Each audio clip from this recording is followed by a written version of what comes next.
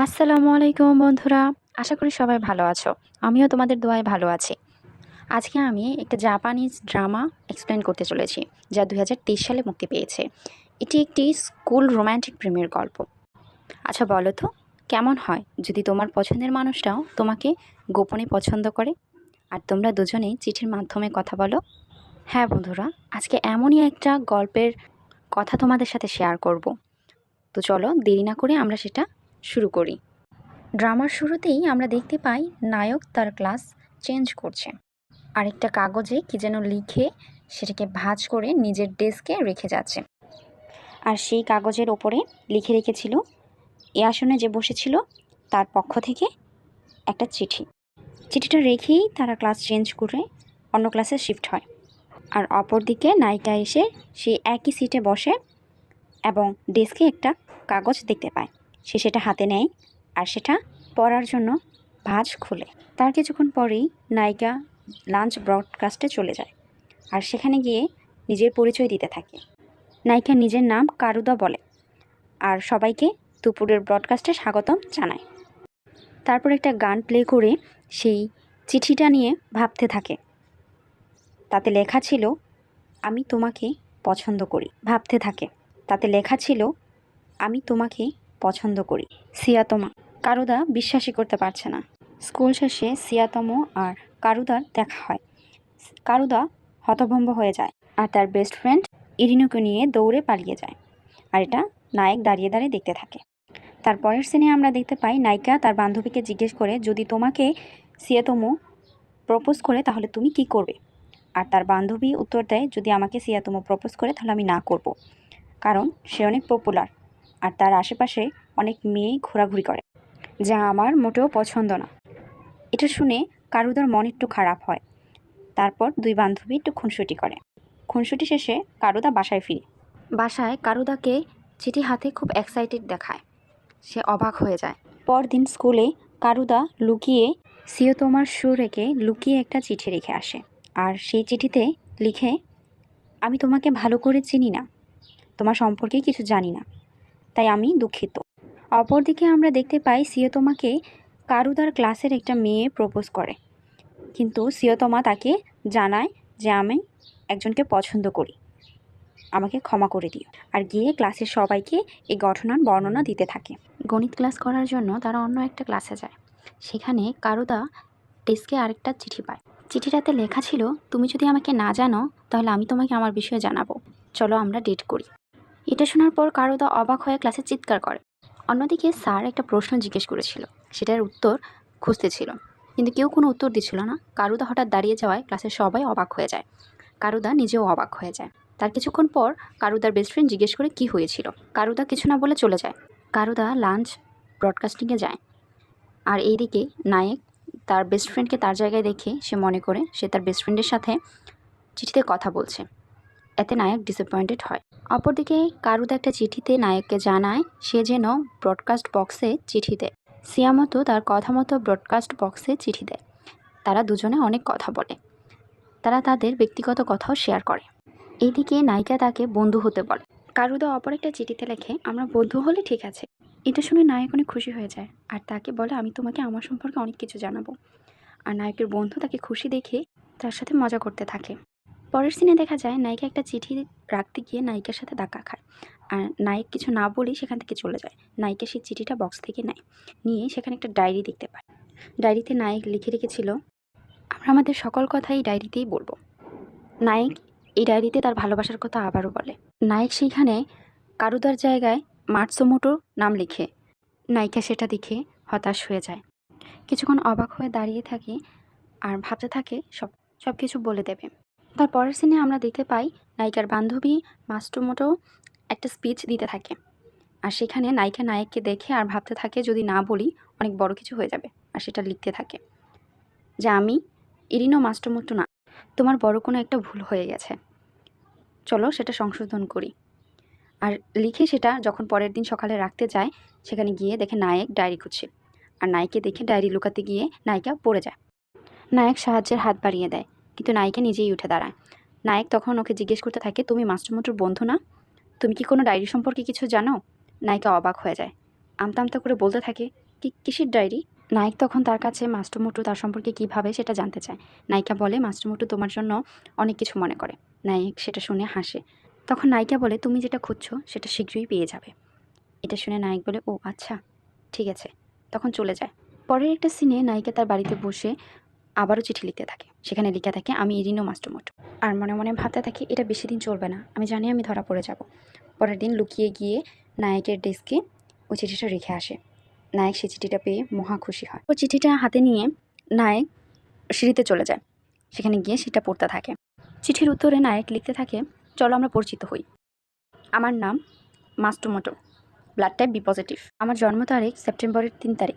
আমি সবচেয়ে বেশি পছন্দ করি এফসি টোকিও এবং ম্যাক্সিমাম দ্য হরমোন। এটা শুনে নায়িকা অবাক হয়ে যায়, কারণ নায়িকার নিজেরও পছন্দের গান হলো ম্যাক্সিমাম দ্য হরমোন। এটা শুনে নায়িকা যতটা অবাক হয় তার থেকে বেশি খুশি হয়ে যায়। আর ডায়েরিতে লিখতে থাকে, আমি ইরিনো মাস্টুমোটো, আমার ব্লাড টাইপ এ পজিটিভ, আর আমার জন্ম এপ্রিলের 16 তারিখ। নায়িকা তাকে বলে পরের দিন লাঞ্চ ব্রডকাস্টে এই গানটা প্লে করবে। যেটা শুনে নায়ক বলে, আমার ছোটো বোন সেটা পছন্দ করে না। পরের সিনে আমরা দেখতে পাই নায়ক প্লেগ্রাউন্ডে খেলে আর নায়িকা জানালায় দাঁড়িয়ে সেটা দেখে। নায়ক আর নায়িকা চোখাচোখি হলে নায়িকা অবাক হয়ে যায়।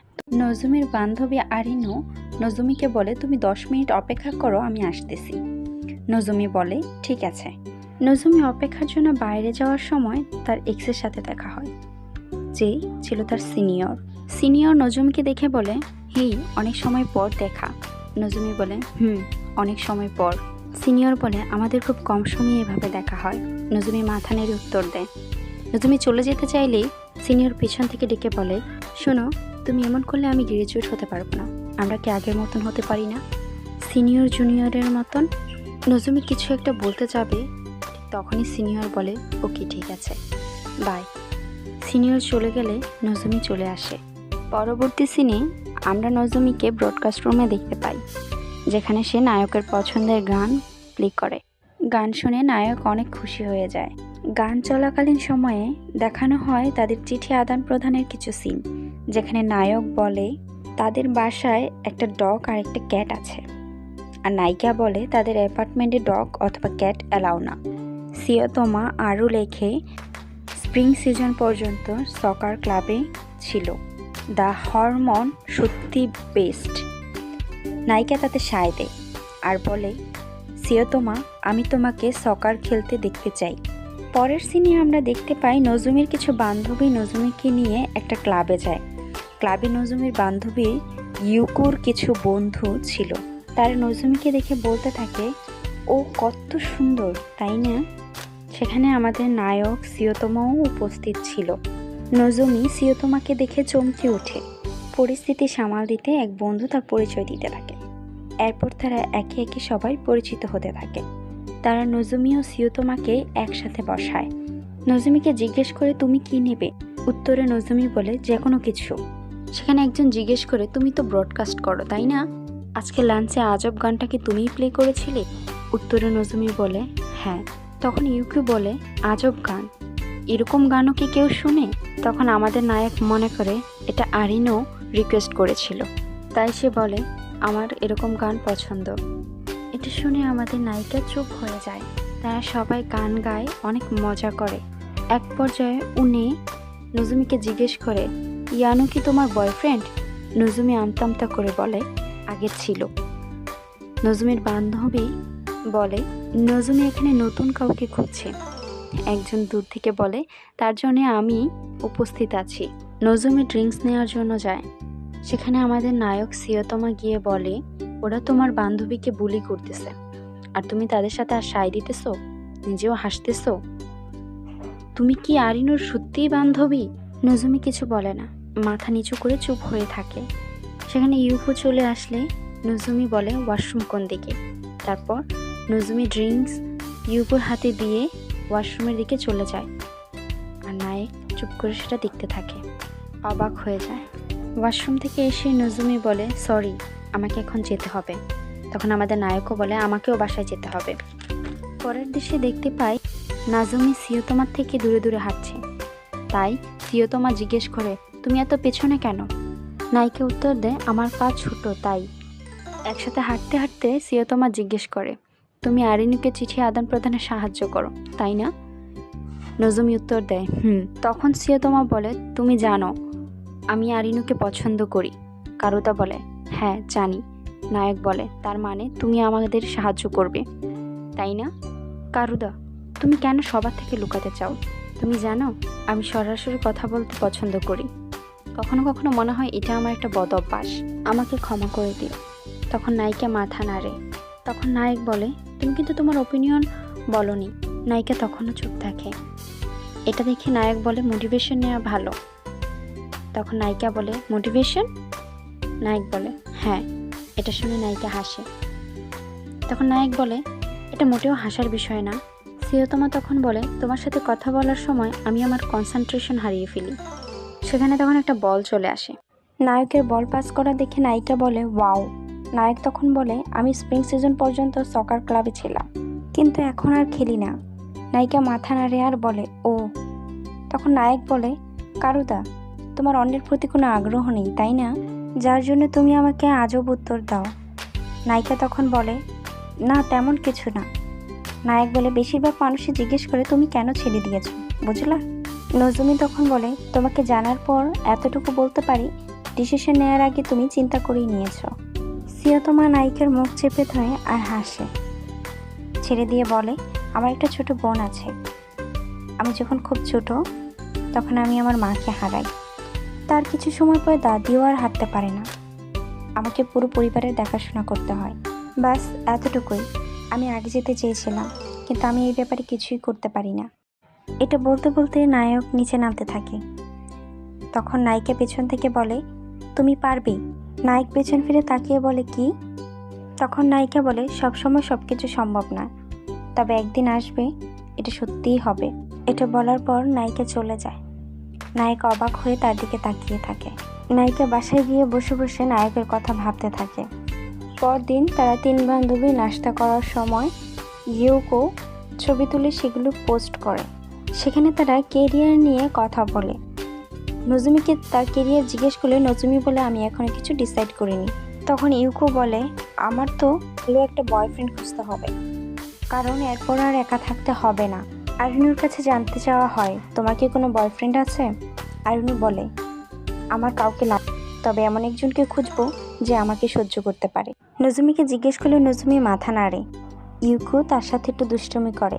নায়ক তার বন্ধুর সাথে ট্রফি দেখতে থাকে আর একটা চিঠিতে নায়িকাকে জিজ্ঞেস করে, তুমি কি বেলগেম জিন্স সম্পর্কে জানো? নায়িকা উত্তর দেয়, ট্রফি হাতে তুমি কাউকে কনফিউজ করে, এটা সত্যিই অসাধারণ।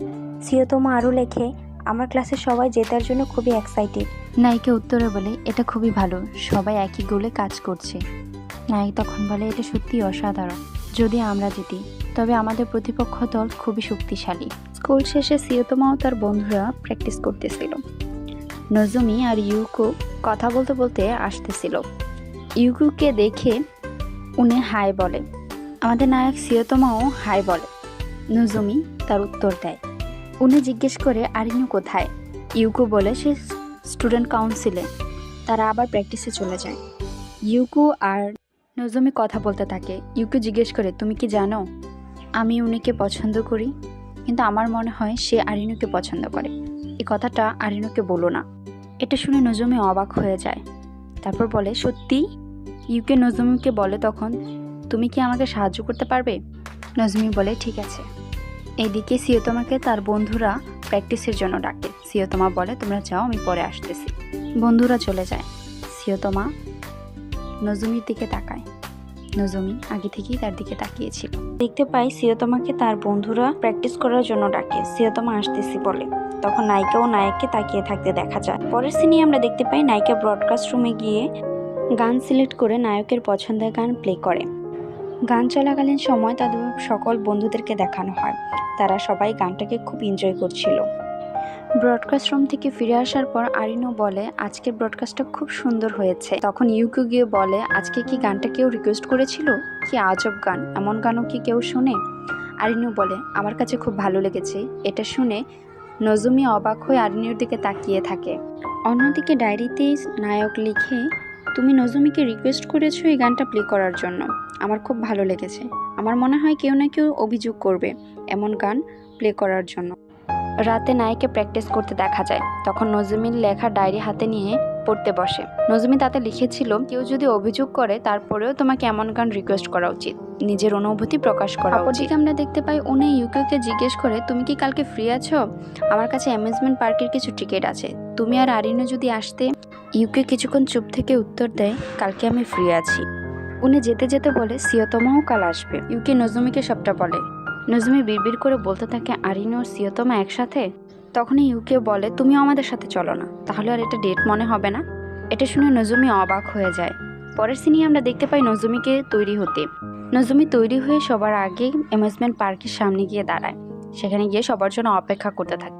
তখনই সিয়তমা চলে আসে। সিয়তমা এসে নজমিকে হাই বলে। নজমি কিছুই বলে না, অবাক হয়ে তাকিয়ে থাকে। তখন সিয়তমা নজমিকে বলে, তুমি কি এখনো ঘুমিয়ে আছো? সিয়তমার কথায় নজমি মাথা নাড়তে নাড়তে বলে, গুড মর্নিং। তখন সিয়তমাও বলে, গুড মর্নিং। সিয়তমা নজমিকে বলে, আজকে তোমাকে অনেক সুন্দর লাগছে, এটা বলেই তার মাথায় হাত দেয়। নজমি কিচ্ছু বলে না। ঠিক তখনই আরিনো চলে আসে। আরিনো সিয়তমাকে দেখে হাই জানিয়ে বলে, আমি আরিনো মাস্টমোটো। নজমি তখন বলে, ও সিয়তমা। আরিনো বলে, আমরা প্রথম কথা বলছি তাই না? সিয়তমা আশ্চর্য হয়ে হ্যাঁ বলে। তখনই ইউকো আর উনি চলে আসে। তারা অ্যামিউজমেন্ট পার্কের ভিতরে যায়। সেখানে তারা অনেক রাইডে চড়ে, অনেক মজা করে। তাদেরকে তখন সেখানে অনেক আনন্দ করতে দেখা যায়। রাইড শেষে ইউকো বলে, আমার খুব ক্ষুধা লেগেছে। তখন নজমির ডিসাইড করা প্ল্যান অনুযায়ী তারা সকলেই লাঞ্চ করে। লাঞ্চ করার সময় সিয়তমা ও আরিনোকে একসাথে কথা বলতে দেখা যায়, হাসাহাসি করতে দেখা যায়। সেটা নজমি চুপ হয়ে দেখতে থাকে। তার বিষয়টা একটুও ভালো লাগে না। লাঞ্চ শেষে সিয়তমা ও নজমি ময়লা ফেলতে যায়। সেখানে সিয়তমা নজমিকে জিজ্ঞেস করে, তুমি কি নিবে? নজমি বলে, যে কোনো কিছু। সিয়তমা নজমির জন্য রেড ক্যান নিয়ে আসে। সেটা তার গালে ধরে। নজমি অবাক হয়ে যায়। তখন নজমি জিজ্ঞেস করে, রেড ক্যান? আমি কখনো খাইনি। সিয়তমা বলে, তুমিই বলেছ যে কোনো কিছু। সেখানে তারা একটু বসে গল্প করে। সিয়তমা তখন জিজ্ঞেস করে, নজমি তুমি এমন কেন? তখন সবার মন রাখতে তুমি বলেছিলে যে কোনো কিছুই হলেই হবে। নজমি কিছু বলে না, চুপ হয়ে থাকে।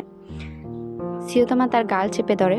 তারপর গেমে জেতা ডলটা নজমিকে উপহার দেয়, বলে এটা তুমি রাখতে পারো। তখন নজমি অনেক খুশি হয়ে যায়।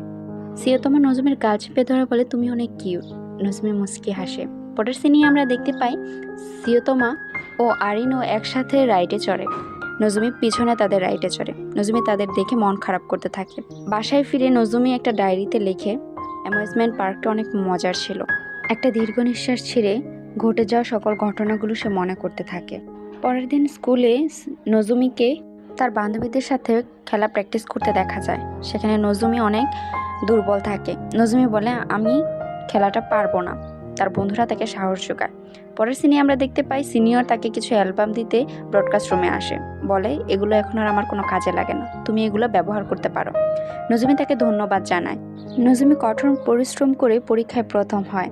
আর অন্যদিকে আমাদের নায়ক ইংরেজিতে নাম্বার কম আসে, তাই সে নজমির কথা ভাবতে থাকে। তখনই এক দৌড়ে নজমির কাছে গিয়ে বলে, নজমি আমাকে কি তুমি ইংরেজি পড়তে সাহায্য করতে পারো? নজমি উত্তর দেয়, হ্যাঁ। সিয়তমা একটা কাগজে তার কন্ট্যাক্ট নাম্বার লিখে দিয়ে আসে। নজমি সেটা হাতে নিয়ে দাঁড়িয়ে থাকে।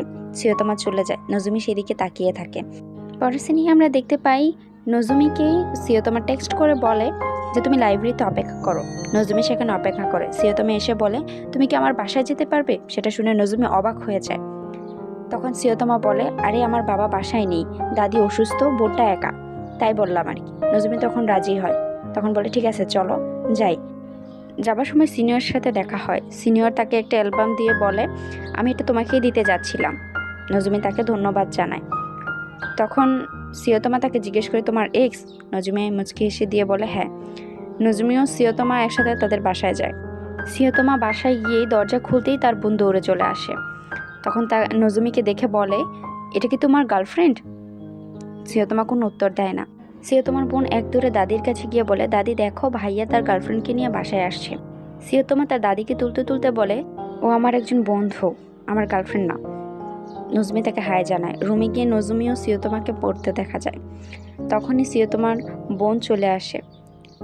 সিয়তমা নজমির দিকে অবাক দৃষ্টিতে তাকিয়ে থাকে। সিয়তমার বোন নজমিকে জিজ্ঞেস করে, তুমি ভাইকে কিভাবে কনফেস করেছো? আমি একজনকে পছন্দ করি, তাকে কিভাবে বলবো? নজমি তখন বলে, তুমি তার সাথে সবসময় সত্য কথা বলো, কখনো মিথ্যে বলো না। সিয়া তোমার বোন চলে যেতে যেতে বলে, নজমি তোমাকে আর ভাইয়াকে একসাথে খুব সুন্দর লাগে। নজমি অবাক হয়ে তাকিয়ে থাকে। সিয়া তোমার নজমিকে এগিয়ে দেওয়ার জন্য আসে, তখন বলে, আমার বোন ছোট, সে কিছু বোঝে না, তার কথা কিছু মনে করো না। নজমি বলে, না। একটা বল দেখে সিয়তমা নজমিকে নিয়ে সেখানে যায়। সিয়তমা বলে, তোমার খেলা খুবই খারাপ, চলো এখানে আমরা প্র্যাকটিস করি। নজমি বল ঢিল দেয়, কিন্তু সে পারে না। তখন সিয়তমা তাকে শিখাতে তার পেছন থেকে তাকে জড়িয়ে ধরে। নজমি যেন শ্বাস নেওয়াই বন্ধ করে দেয়। আস্তে আস্তে তার বাহু থেকে সরে দাঁড়ায়। সিয়তমা কিছুটা বুঝতে পারে, তখন তাকে বলে, ঠিক এইভাবে বলটা ঢিল দিতে হয়। নজমি বলে, আমি খেলায় খুবই দুর্বল, আমি পারবো না। তখন সিয়তমা তাকে নজমিকে বারবার প্র্যাকটিস করাতে থাকে। নজমি তাতেও ব্যর্থ হয়। এক পর্যায়ে সিয়তমা বল হাতে নিয়ে বলে, নজমি, আমি খেলাটা ছাড়তে চাইনি। সেদিন বাবার সাথে অনেক তর্ক হয়েছিল, দাদি আমাকে বাঁচাতে গিয়ে ব্যথা পেয়েছে। তারপর থেকে কেউ আর আমাকে কখনো বলেনি যে তুমি খেলাটা চালিয়ে যাও।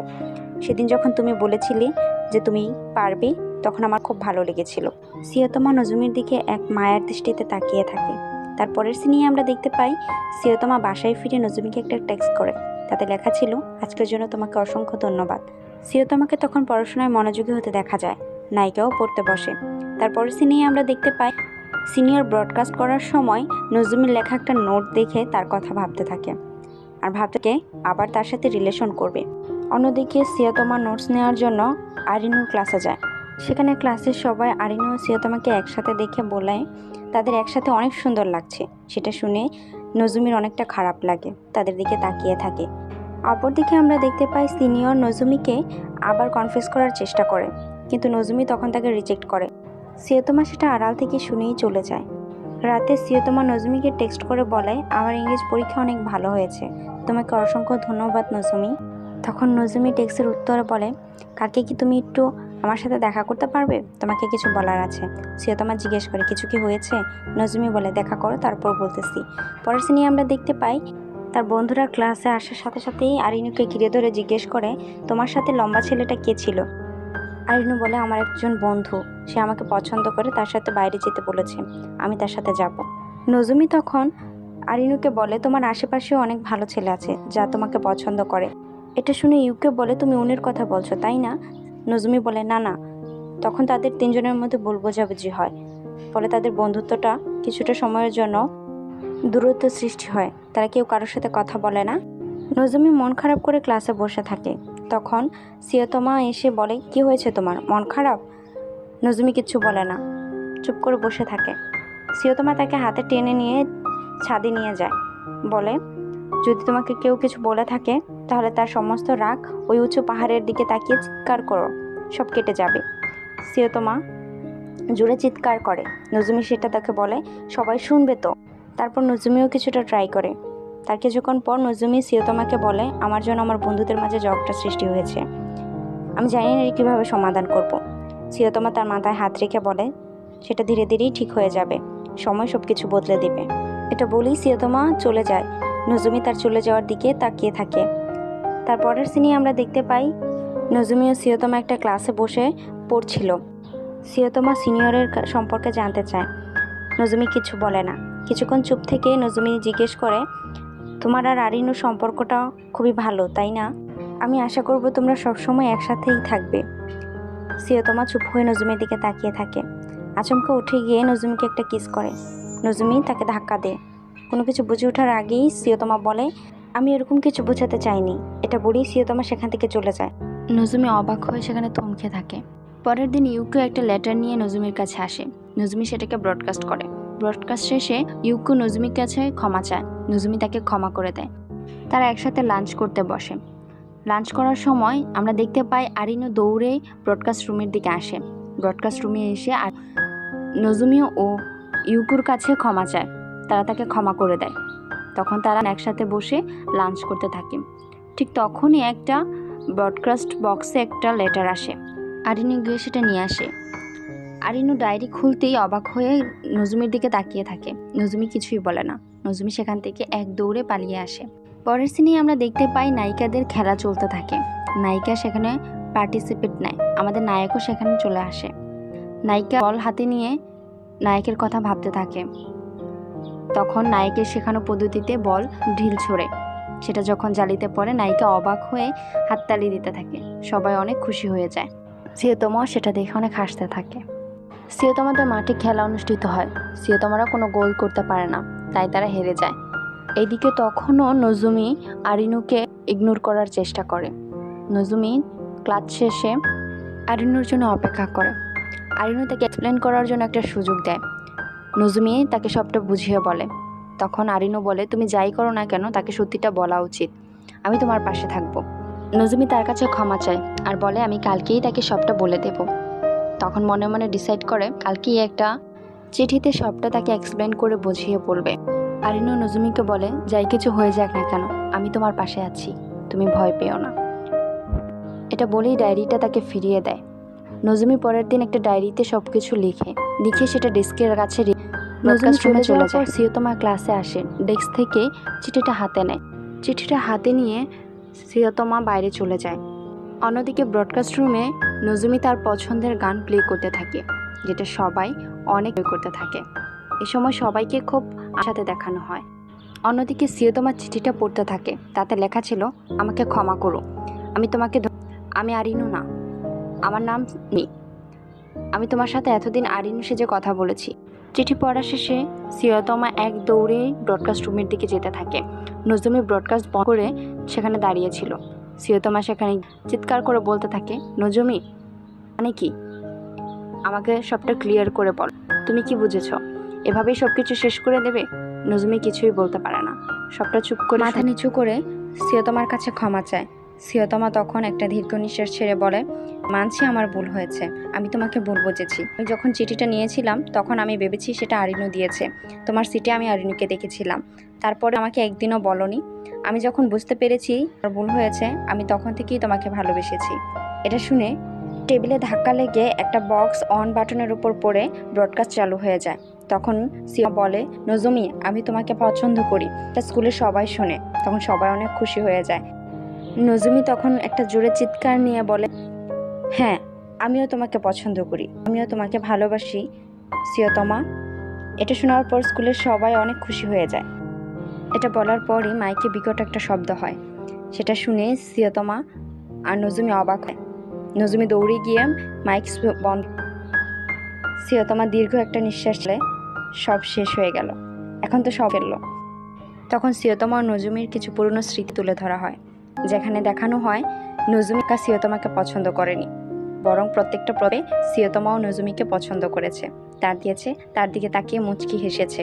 তখন সিয়তমা নজুমির কাছে গিয়ে নজুমিকে বলে, এখন তোমাকে আমার দায়িত্ব নিতেই হবে, স্কুলে ফেললো। তখন নজুমি বলে, আমি তোমাকে ভালোবাসি। এটা শুনে সিয়তমা নজুমিকে জড়িয়ে ধরে কিস করে। আর এখানেই গল্পের হ্যাপি এন্ডিং ঘটে। তো বন্ধুরা, তোমাদের কাছে গল্পটা কেমন লেগেছে সেটা আমাকে কমেন্ট করে জানাতে ভুলবে না। কিন্তু আজকে এখানেই বিদায় নিচ্ছি। আল্লাহ হাফেজ।